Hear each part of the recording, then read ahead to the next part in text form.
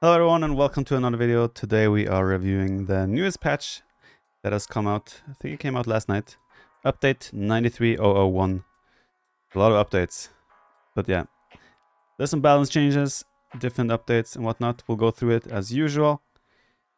Come dive into another update for Age of Empires 2 Definitive Edition. This is a large one with balance changes, bug fixes and more. Plus new campaigns are coming to Return of Rome, Ascent of Egypt and the First Punic War. We'll see if we'll get into those. I haven't really had the motivation to finish the ones I started already. I don't really know why, just haven't been in the mood. But I'm sure we'll get through these at some point. There's also a fun Return of Rome event with some awesome challenges and cool rewards. Cool. So strap on your sandals and find your shield. Everything is all about Rome. Are you ready? I'll look into this, see what if this event is anything fun. I remember we had like the Barbarossa, I think Barbarossa event thing, which was really cool. I would love to see more of those. So maybe that's one of those. While there are plenty of notable fixes and features to look forward to in today's build, here's some of the big highlights coming with this month's update. New campaigns, as we know, and then the event. Yeah, just mentioned that. Alright, let's get to the stuff. Build Spotlight. This month, Age of Empires 2 Definitive Edition is celebrating the latest DLC, Return of Rome. With an all-new event, join us as we soldier back to ancient Rome and unlock golden Centurion statues, testudo formations, and more. So grab your helmets, straps on those sandals, and don your shiny armor. It's time for Return of Rome. Wait, is this event just like to get these things? This looks pretty dope though, to be fair. I have to say. If the events they refer to is just like this, where they unlock these things, then yeah, it is what it is. Alright. Game, stability and performance. Fixed an issue where the game was crashing after restart. Okay. Audio, music volume no longer stays reduced after matches ended. Okay. Fixed an issue where music volume was only 40% of its maximum value compared to update. Okay, weird. That's why I'm wondering, how does this even change? Don't you have to touch coding within the music area? I'll stop talking, I don't know how coding works. Yeah, it just seems like general quality of life things regarding audio and such. Fixed objective complete, okay. Alright, UI. In the widget UI menus, graphics such as unique technology icons will now look considerably better at smaller sizes and screen resolutions, okay? Widget UI, I assume they refer to when you go into the folders and look through the widget UI files yourself. Yeah. Save icons are no longer off center, cool. There will, as always, be a link to the patch notes in the description of the video, so if you want to check it out yourself, you can do so. Because I'm kind of skipping some of these things where are just like, for me, not necessarily that interesting. Technology tree now displays the correct base of stats for starters and castle age. That seems good.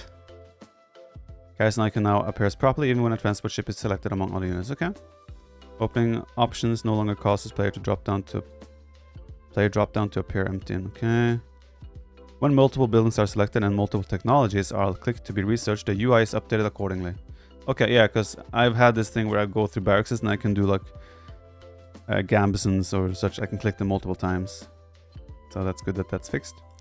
Fixed an issue where secondary objectives appeared mixed and stack on top of each other. Okay.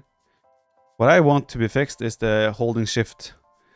That has been bugged now for a while. We hold shift and click left click. It will count as right click. It's confusing and annoying. Disable UGC warnings and disable capture age warnings. Okay. Hotkeys. Change default villager build group hotkeys for definitive hotkeys. Caravanserai H2C, Fetora H2C. And for HD hotkeys, Caravanserai HB node. Okay. I don't think that counts for me anyway, because I use custom hotkeys there, but alright. Fixed an issue where merging different select all buildings hotkeys was not possible anymore. Decoupled select all Craypost and dungeons. Ah, okay, so we have different hotkey now for that. I think I would probably keep it on the same still. I think it kind of makes sense.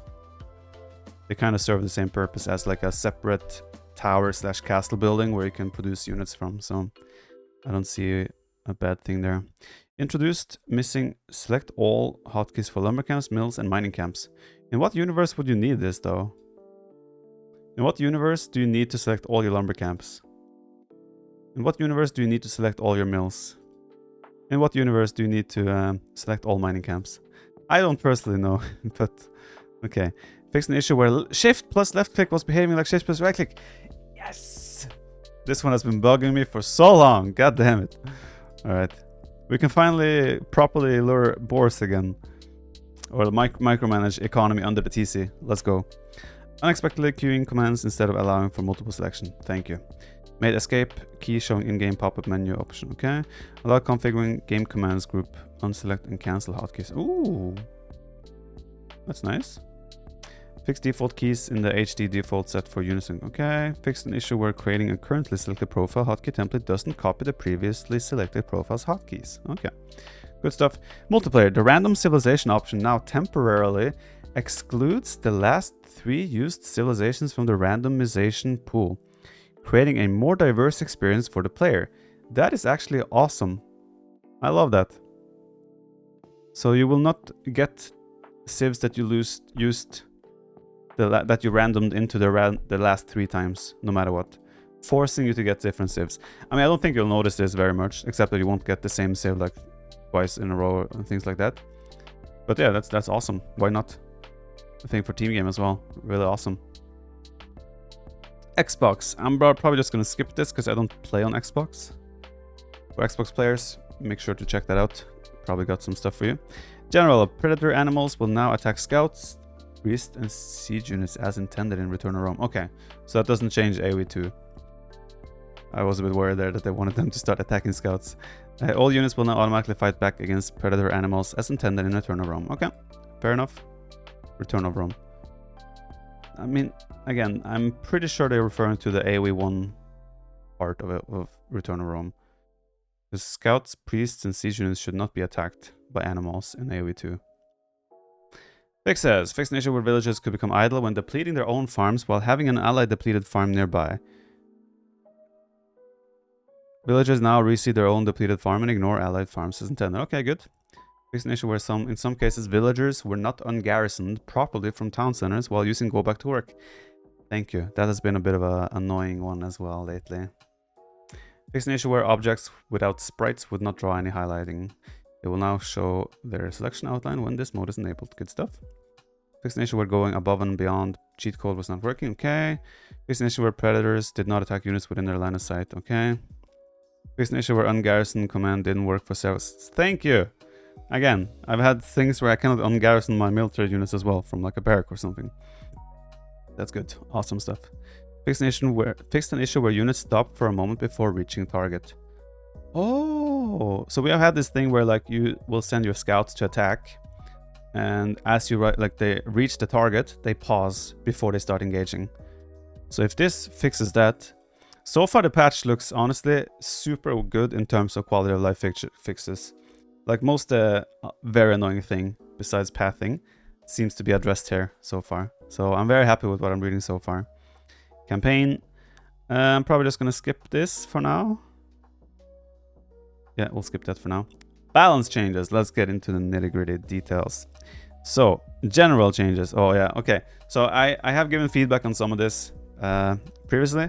I have to say, I'm excited for these changes as well, for the most part. But yeah, let's see if they changed anything from since they let us in the Discord know. So Armored Elephant cost reduced from 130 food, 95 gold to 120 food. So essentially, the Siege Elephant is 10 food cheaper. Personally, I don't see why they did that. I already think the Siege Elephant is such a good unit that I don't really understand why they needed to be have a discount. But okay. Heavy Cavalry Archer base accuracy increased from 50% to 80%. So for those who don't know, Cavalry Archers are horribly inaccurate without thumb ring, for example, or ballistics for that matter. But now I think you can justify playing heavy cav archers with a lot more civilizations. As long as you have bracer, that's kind of all you need now. Spartan tactics help, thumb ring helps, but some civs that don't have all of those now can probably justify heavy cav archer. For example, Bulgarians come to mind, right? I think suddenly Bulgarians heavy cav archers, not too shabby anymore, right? There are multiple other civs as well that will benefit from this, but they don't come to mind right now. But I think this is a really cool change, and I think we can see heavy cav archers more often now in Imperial Age, especially in 1v1s, but also a lot in team games. Because you'll have civ like Bulgarians. If you're in a situation where your melee units don't necessarily contribute, suddenly you have an option, right? And that's awesome.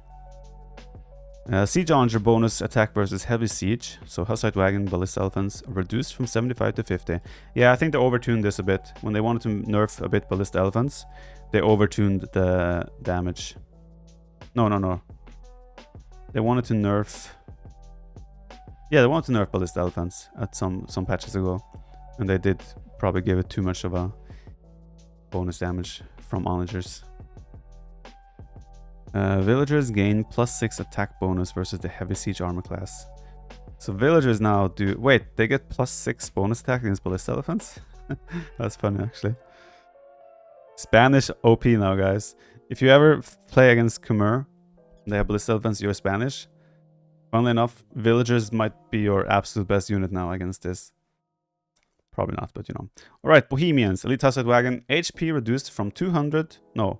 Yeah, okay, never mind. The parentheses always confuse me, but it's obviously elite version. So 200 cast stage version, 250 elite version, to now 180, 230. So a 20 HP reduction for the Hussite Wagon.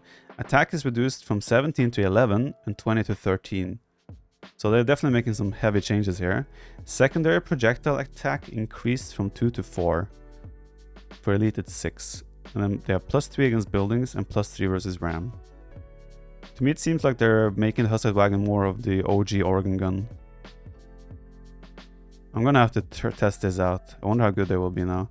And the secondary projectiles now are also 5 instead of 3.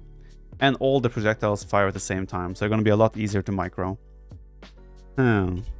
Hussite Wagon might suddenly be a good unit. I think we have to explore this, because this seems interesting. Okay, first impression is that I mean, it's still an expensive unit. You need redemption to convert it. First impression, I think Hussite Wagon might be decent now. We're obviously going to find out very soon. Franks, castle discount civilization bonus changed from 25% to 15 in Castle Age and 25 in Imperial Age. Essentially, castle spamming in Castle Age is going to be harder. In Imperial Age, the discount is the same. I think it won't impact the civ too much, but it's an okay change. I don't see a problem with that. But Franks are being hit with nerf after nerf after nerf the last couple of years. With good reason, they are a very good civ, but we can stop now, probably. Romans, Centurion HP decreased from 120 to 110.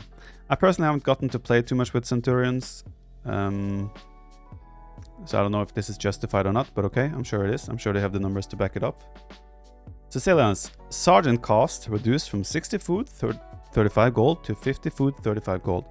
What excites me about this change is I think I can now return to making my sergeants in feudal age work, because now they're not as expensive anymore. So the heavy Coucher buff affects only Britons, Burmese, Goth, Khmer. Civs with bracer, heavy couches, but no thumb ring. Oh yeah, Bulgarians have thumb ring, now that you mention it. My bad. So yeah, but I mean, you could easily see now heavy couches with Britons, Burmese, Goth, Khmer. And like with some civs, let's say you play Castle Age couches with, for example, Persians. You hit Imperial Age with like 25 couchers. It probably makes sense to upgrade heavy coucher, right? That's the thing. Wait, does Persian have a heavy coucher? I hope they do. I'm gonna sound like a fool. Okay, Return of Rome. I'm gonna also skip this. I don't really play Return of Rome these days, so these changes don't interest me that much. If they interest you, again, link is in the description to the patch notes. Okay, so that's all the balance changes they introduced so far. I know they have a lot of more balance changes up their sleeve that might be coming soon. But this is a good start anyway. I'm looking forward to try Sergeants again. I'm looking forward to try Hussite Wagons.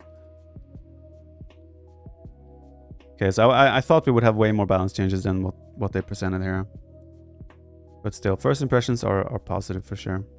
Persians do have heavy coverage, yeah, that's what I thought. So, AI, let's see if they did anything. Oh, I see Pathfinding. The CD and HD AIs, okay. Pathfinding, fixed an issue to prevent units from walking over solid objects under some circumstances. That sounds good. Fixed an issue where units did not respond to commands in some cases. Very vague, but okay, sounds good to me. All right, modding. None of my business. Ongoing investigation. As always, we are continuing to track issues reported by the community for future updates. Here's a brief update from our production team regarding some of what is still in the works. Let's talk about crashes. Earlier this year, we introduced Bugsplat, a new way to report crashes as they happen. When the game crashes, Bugsplat creates an optional pop-up that can be used to send us valuable information about why your session crashed. This has quickly become one of the most helpful tools that we have for improving stability. That's awesome. If this can help make the game more stable, then that's even better. If your game crashes, please submit the Bugsplat information as requested. Okay, cool. Pathfinding. To give a quick update in terms of what we're doing with pathfinding. We have been testing and polishing a new short pathfinder, which will replace the legacy code in the near future. The new algorithm affects paths under 20 tiles long and is currently only active in single player mode. We are happy to hear your feedback regarding this feature before it goes live in all game modes. Okay, this is something I'm gonna test. I saw someone write to me earlier that like they feel like the single player pathing is so good at the moment, so we're gonna have to test that. What's on the horizon coming up? Don't think we've forgotten about the elephant in the room. We have more news to share on our Persian rework soon. Alright, cool. Very good changes in my opinion. I'm looking forward to test the balance changes. And I'm very excited as well for the fact that we have something like the new pathfinding that apparently is going to happen. So I'm very, very excited for that. Was there anything else that stood out for me? Oh, just the general quality of life and bug fixes. Happy about that. Alright, thanks for watching. Hope you guys enjoyed. Leave a like if you did. I'll see you in the next video. I'll probably test the single player pathing as well and give you my feedback there too. Thanks for watching.